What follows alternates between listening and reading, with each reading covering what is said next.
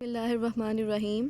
अस्सलाम वालेकुम स्टूडेंट्स। आज हम पढ़ेंगे चैप्टर नंबर 25 में से लेक्चर नंबर 24 और हमारा आज का टॉपिक है ecosystem, biosphere and components of ecosystem. Ecosystem क्या होता है बच्चे? इकोसिस्टम हम कहते हैं लिविंग कंपोनेंट्स और नॉन लिविंग कंपोनेंट्स की कलेक्शन को। किसी भी एक ख़ास एरिया में कितने लिविंग कंपोनेंट्स हैं और कौन कौन से नॉन लिविंग कंपोनेंट्स हैं और ये दोनों एक दूसरे के साथ किस तरह से इंटरेक्ट कर रहे हैं, किस तरह से मटेरियल्स का एक्सचेंज कर रहे हैं, उसको हम बोलते हैं इकोसिस्टम। और इकोलॉजी ऐसी ब्रांच है बायोलॉजी की जिसमें हम लिविंग कंपोनेंट्स का नॉन लिविंग कंपोनेंट्स के साथ इंटरेक्शन जो है उसको स्टडी करते हैं। ठीक है, तो इकोलॉजी का जो बेसिक यूनिट है वो क्या है? इकोसिस्टम है। इको का जो वर्ड है इकोसिस्टम में, इको का मतलब है इन्वायरमेंट और सिस्टम का मतलब है collection of related parts that function as a unit. तो इकोसिस्टम में हमने कहा इको का मतलब हो गया इन्वायरमेंट और सिस्टम मतलब कुछ ऐसी चीज़ें जो रिलेटेड पार्ट्स हैं जो एक जैसा फंक्शन परफॉर्म कर रही हैं। मतलब इकोसिस्टम में जो हमारे रिलेटेड पार्ट्स हैं, कलेक्शन ऑफ रिलेटेड पार्ट्स कौन से हैं? वो हैं लिविंग कंपोनेंट्स और नॉन लिविंग कंपोनेंट्स। मतलब किसी भी जो एरिया है स्पेसिफिक वहाँ पे कितने लिविंग ऑर्गेनिजम्स हैं, कितने नॉन लिविंग कंपोनेंट्स हैं। मतलब ये हो गए कलेक्शन ऑफ रिलेटेड पार्ट्स और वो सब जो हैं वो एक रिलेटेड फंक्शन या एक जैसा फंक्शन परफॉर्म कर रहे हैं। किसी भी जगह के लिविंग कंपोनेंट्स और नॉन लिविंग कंपोनेंट्स वो किस तरह एक दूसरे के साथ इंटरेक्ट कर रहे हैं, मटेरियल्स का एक्सचेंज कर रहे हैं, उसको हम बोलते हैं इकोसिस्टम। मतलब इन्वायरमेंट का एक सिस्टम है और उसमें लिविंग कंपोनेंट्स और नॉन लिविंग कंपोनेंट्स आ जाते हैं। अब ये जो इकोसिस्टम के कंपोनेंट्स हैं, लिविंग कंपोनेंट्स को हम बोलते हैं बायोटिक कंपोनेंट्स और फिजिकल कंपोनेंट्स को हम बोलते हैं एबायोटिक फैक्टर्स। बायोटिक कंपोनेंट्स में आ जाते हैं animals, plants, fungi, micro organisms और फिजिकल और एबायोटिक फैक्टर्स में आ जाते हैं एबायोटिक कंपोनेंट्स ऑफ एटमॉस्फेयर, जिसमें क्लाइमेट आ जाती है, सॉइल आ जाती है, वाटर आ जाता है। ठीक है, अब हम डिस्कस कर लेते हैं लेवल्स ऑफ इकोसिस्टम। किसी भी इकोसिस्टम के एक से ज़्यादा लेवल्स होते हैं जिसमें इंडिविजुअल लेवल आ जाता है, पॉपुलेशन लेवल आ जाता है, कम्युनिटी लेवल आ जाता है। तो इन सब को हम अलग अलग डिस्कस कर लेते हैं। इंडिविजुअल लेवल क्या है? जैसे कि नाम से इंडिकेट हो रहा है, इंडिविजुअल लेवल जो है इसमें एक कंप्लीट इंडिविजुअल आ जाता है। ये एक ऑर्गेनिज़म, जैसे कि कोई ये इंडिविजुअल जो है ये एक इंसान हो सकता है, या कोई और एनिमल हो सकता है, ये प्लांट हो सकता है। तो इंडिविजुअल लेवल पे हम देखते हैं कि एक अकेला इंडिविजुअल, एक अकेला ऑर्गेनिज़म किस तरह से अपनी इन्वायरमेंट के साथ इंटरेक्ट करता है और अपनी इन्वायरमेंट में क्या रोल प्ले कर रहा है, किस तरह से अपनी फ़िज़िकल इन्वायरमेंट को ये इन्फ्लुएंस करता है। फिज़िकल इन्वायरमेंट मतलब नॉन लिविंग इन्वायरमेंट। फिर आ जाता है पॉपुलेशन, और पॉपुलेशन की डेफिनेशन हम ऑलरेडी पढ़ चुके हैं। पॉपुलेशन हमने कहा में आ जाता है group of interbreeding individuals of the same species living at the same place at the same time.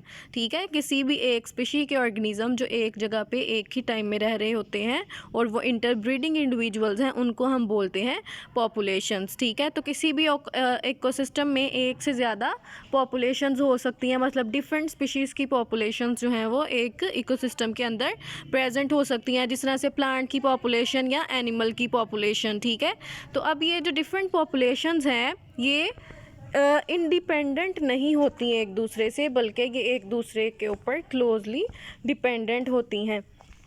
किस तरह से डिपेंडेंट होती हैं? मतलब ये एक दूसरे के साथ compete करती हैं रिसोर्सेज के लिए, लाइक फूड के लिए, वाटर के लिए, स्पेस के लिए।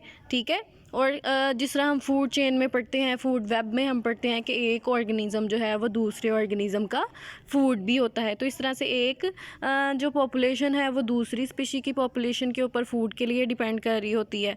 ठीक है, तो इस तरह से जो पॉपुलेशंस हैं वो किसी भी इकोसिस्टम में मिलकर रहती हैं और एक दूसरे को म्यूचुअली बेनिफिट करती हैं, एक दूसरे को फ़ायदा पहुंचाती हैं।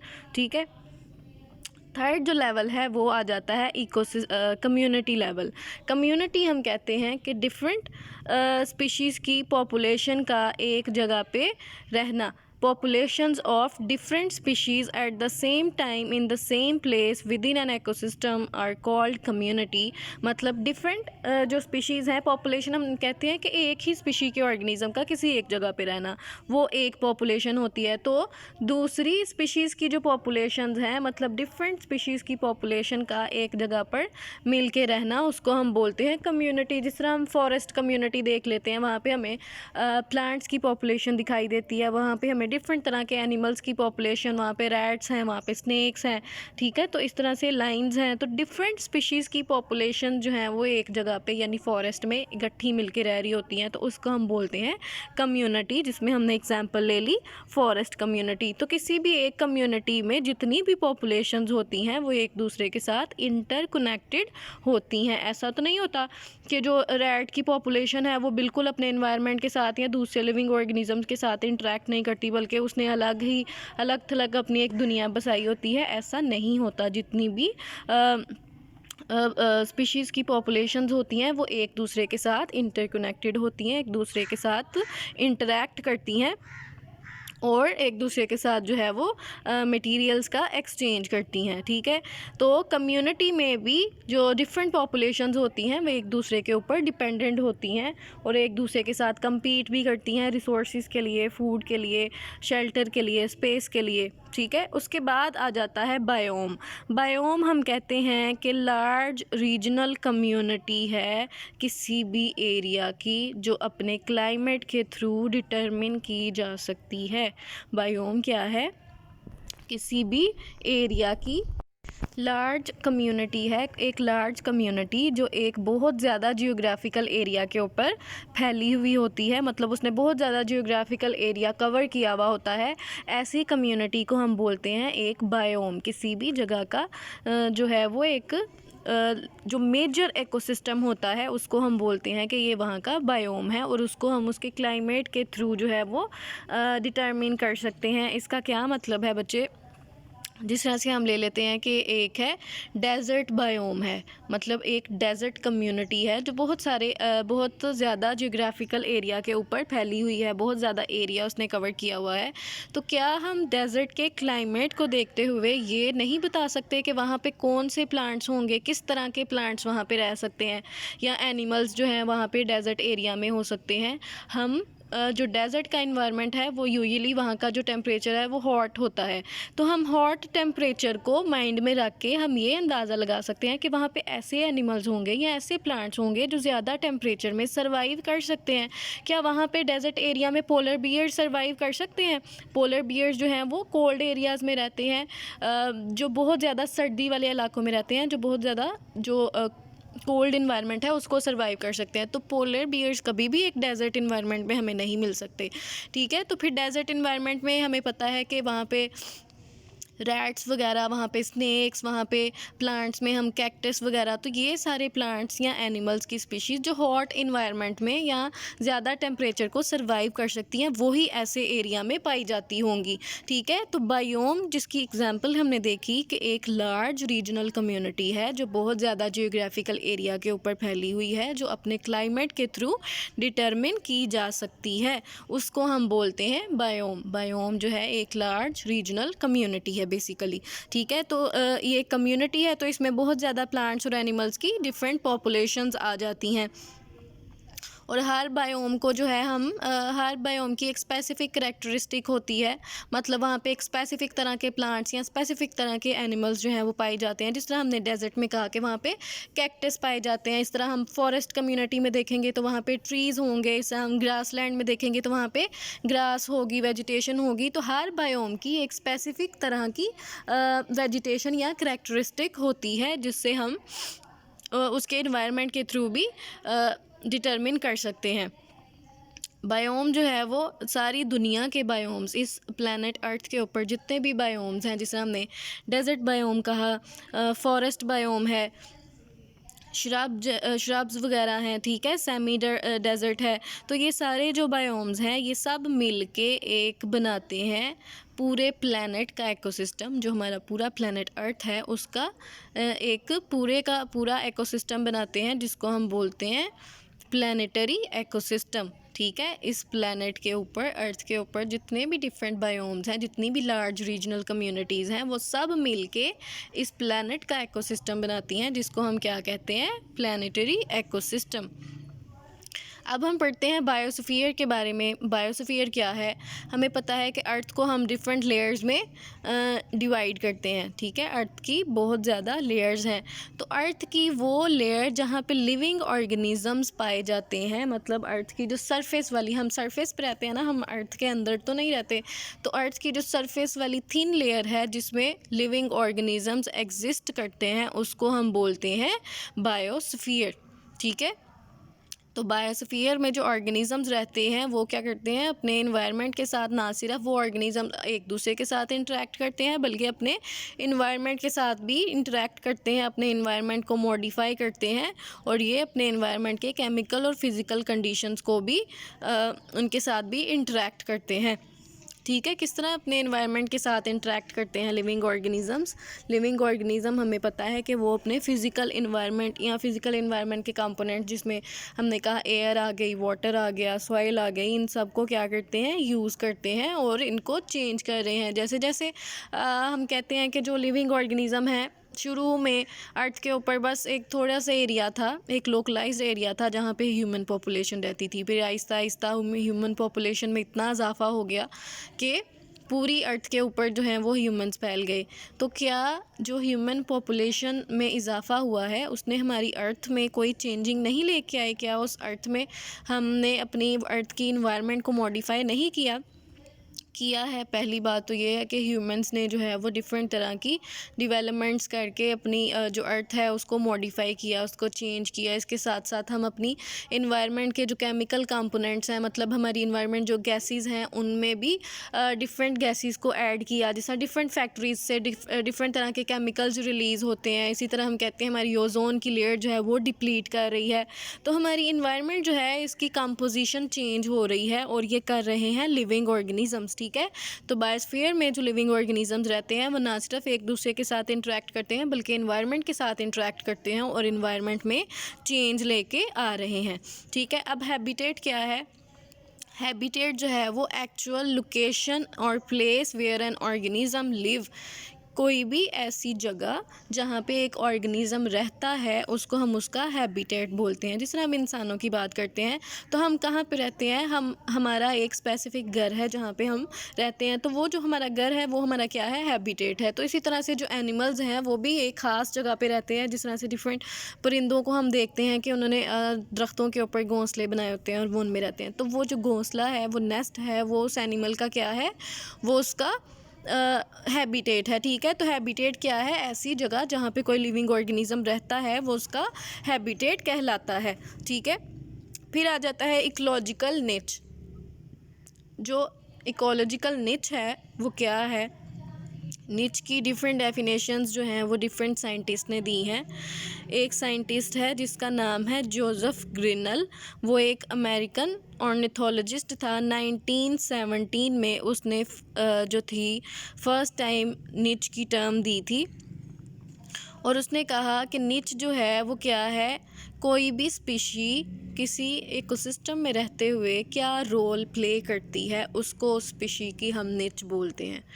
इसका क्या मतलब है बच्चे? मतलब निच जो है बेसिकली वो किसी स्पीशी का प्रोफेशन है। मतलब कोई भी स्पीशी एक इकोसिस्टम में रहते हुए क्या काम सर अंजाम दे रही है, वो अपने इकोसिस्टम में किस तरह से कंट्रीब्यूट कर रही है, उसको हम बोलते हैं कि वो उस स्पीशी की निच है। जिस तरह हम एग्जांपल ले लेते हैं, जो ग्रीन प्लांट्स हैं, ग्रीन प्लांट्स जो हैं वो प्रोड्यूसर्स हैं, ये फूड प्रिपेयर करते हैं।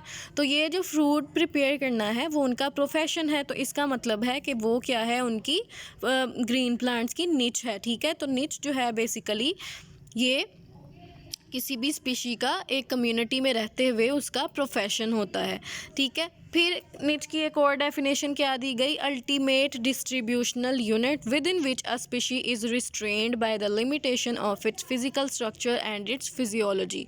इस डेफिनेशन के अकॉर्डिंग निच क्या है? एक ऐसा डिस्ट्रीब्यूशनल यूनिट है, मतलब ऐसा जियोग्राफिकल एरिया है जहाँ पे एक स्पीशी जो है वो रिस्ट्रेन्ड है या लिमिटेड है क्यों? क्योंकि उसका जो फिज़िकल स्ट्रक्चर या उसकी फिजियोलॉजी है वो उसको सिर्फ वो उसी इन्वायरमेंट में रहने के लिए सूटेबल है। जिस तरह हम कहते हैं कि जो कैक्टस है वो डेजर्ट एरिया में रहते हैं, तो कैक्टस किसी और तरह के इन्वायरमेंट में क्यों नहीं रहते, वो फॉरेस्ट इन्वायरमेंट में क्यों ग्रो नहीं करते? क्योंकि उनकी जो फिजियोलॉजी है, जो उनकी बॉडी फॉर्म है, वो डेजर्ट इन्वायरमेंट में लिए ज़्यादा सूटेबल है। तो इसलिए कहता है कि तो वो क्या है, उसकी निच है, वो जो डेजर्ट एरिया है वो स्पीशी की क्या है, निच है। ठीक है, तो बेसिकली यहाँ पे निच जो है वो हैबिटेट के तौर पे भी यूज़ हो रही है। तो निच क्या कहता है कि अल्टीमेट डिस्ट्रीब्यूशनल यूनिट, जहाँ पे कोई भी स्पीशी जो है वो लिमिटेड है, रिस्ट्रेंड है। रिस्ट्रेंड का मतलब होता है कि वो सिर्फ वहीं पे रिस्ट्रिक्टेड है या लिमिटेड है, उसके अलावा वो कहीं और पे वो